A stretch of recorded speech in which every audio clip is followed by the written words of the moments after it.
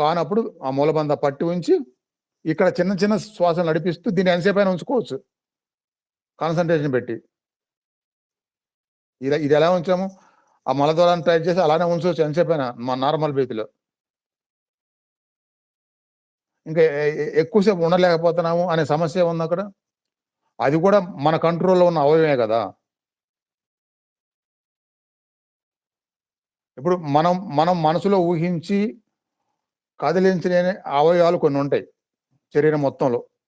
దాన్ని కదిలించాలి అన్నా గాని మనం కదిలించలేం.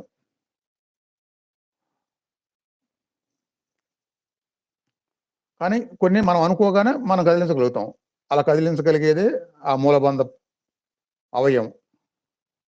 కాబట్టి ఇక మన కంట్రోల్ లేకపోవటం ఏముంది, మన కంట్రోల్‌లోనే ఉంటది.